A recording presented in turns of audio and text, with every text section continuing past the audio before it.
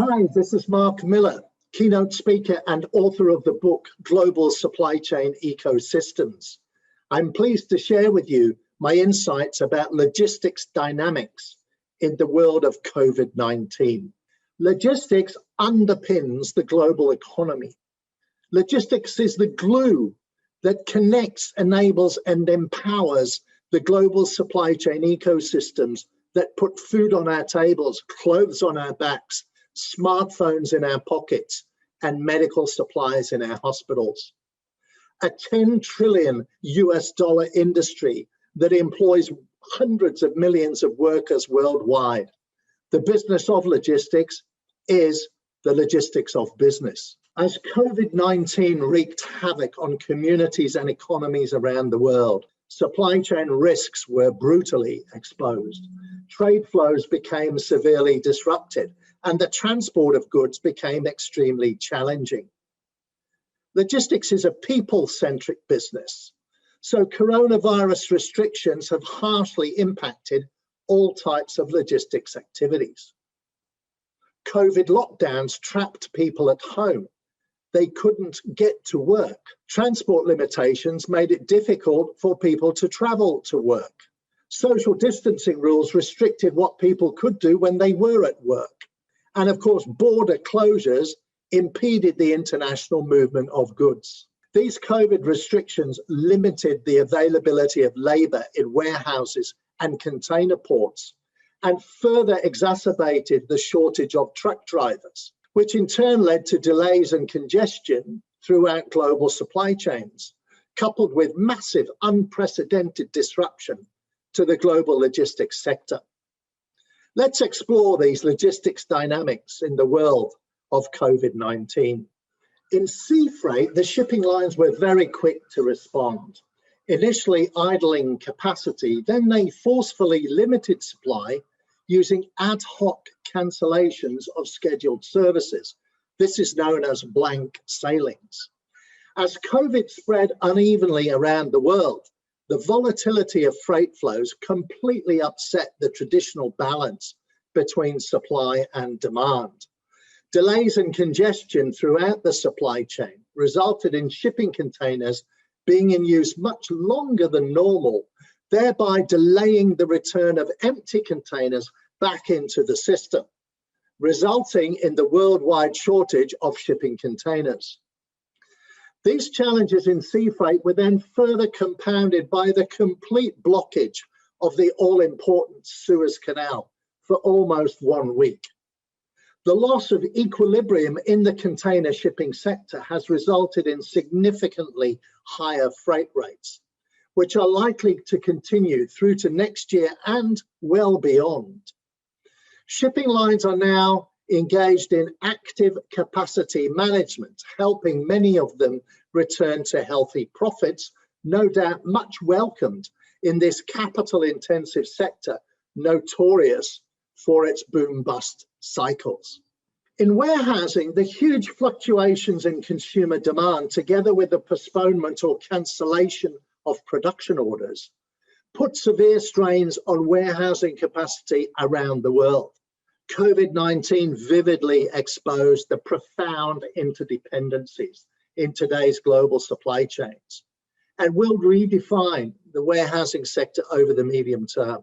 As supply chain resilience moves to the top of the priority list, inventory will no longer be perceived as evil.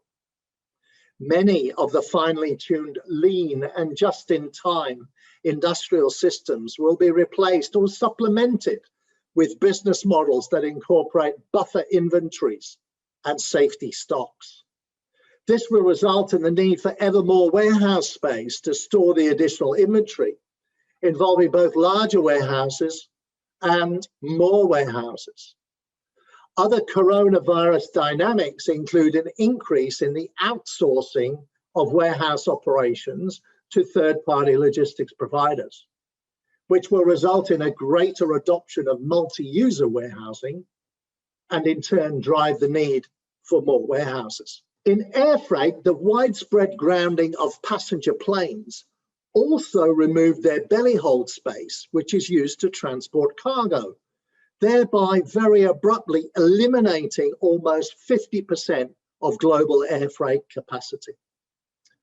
Freighter airlines and charter operators experienced a much welcomed renaissance at shockingly expensive rates, as top priority was given to urgent needs for PPE equipment and medical supplies.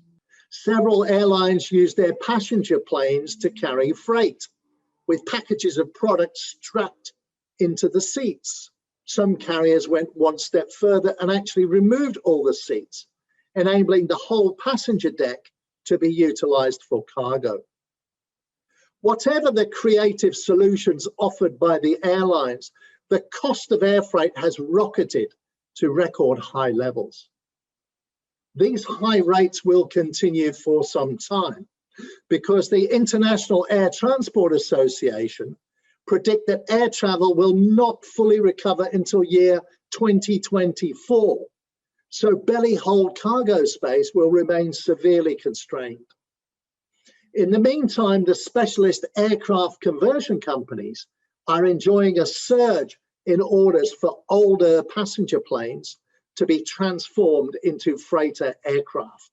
Through the short term, we can expect these rather chaotic logistics dynamics to continue. However, over the medium to long term, perhaps the most enduring logistics dynamics of COVID-19 will arise from the post-pandemic reconfiguration of global trade.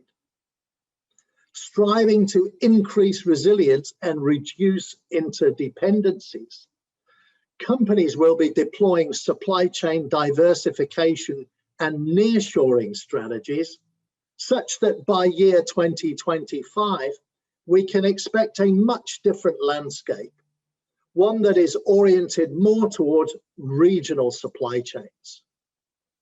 This regional approach will result in shorter supply chains that increase control, responsiveness, and resilience, whilst also reducing lead times, transport costs, and emissions. The logistics dynamics of these regional supply chains will be felt in three key areas: less miles, more moves, and modal shifts. Firstly, less miles. As intra-regional trade flows increase, the logistics dynamics of these shorter supply chains are that cargo movements will tend to involve shorter distances, as the goods will have less miles to travel. This results in more short-haul carriage at the expense of long-haul transport, which has consequences for the logistics industry, in particular for the intercontinental freight forwarding sector. Secondly, more moves. In this shifting globalization landscape, incorporating nearshoring and onshoring initiatives, the reconfigured shorter supply chains will also mean more moves due to the increased amount of domestic freight movements. Research by Stifel found that when products are manufactured domestically, there are 4 times as many in-country freight journeys compared to when products are imported from overseas. 4 times as many. Great news for local logistics providers. And thirdly, modal shifts. The shorter distances involved in intra-regional trade will also diminish the relative speed advantage of fast and expensive air freight over slower, cheaper sea freight. Within a regional supply chain, the difference in door-to-door transit times for sea freight versus air freight is likely to be just a few days, as opposed to a few weeks in an intercontinental supply chain. We can therefore expect modal shifts, whereby some cargoes traditionally transported by air will, in the context of a regional supply chain, migrate to the much more economical sea freight alternative. The logistics dynamics arising from these reconfigured supply chains will offer more options for ground-based freight transport networks. Many regional supply chains will encompass large contiguous land masses, such as in Western Europe, North America, and much of the Asia-Pacific region. In these cases, economical ground-based freight transport options, such as trucking and rail freight, will increasingly come into play as competitive, cost-effective alternatives to traditional air or sea freight. This is particularly applicable where there are low friction internal borders, which are typically enabled by preferential trade agreements, such as the United States, Mexico, Canada agreement, or within the European Union, and also in the recently completed China-led Regional Comprehensive Economic Partnership, which links 15 economies across Asia. Talking of ground freight options, the COVID crisis has reinvigorated interest in the new Silk Railroad, which now connects 70 Chinese cities by rail to over 40 cities across 19 countries in Europe. An intermediate option between fast but expensive air freight and cheap but slow sea freight, this long-haul rail freight alternative can transport cargo from China into Europe in just 12 to 17 days, saving at least 2 weeks off the typical sea freight transit time of 35 days, whilst being considerably cheaper than air freight.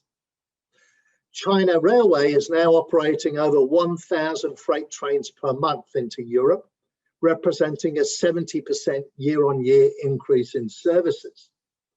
This rail freight option is particularly relevant for manufacturing output produced by China's inland factories, which are located far away from the export gateway container ports on the eastern seaboard.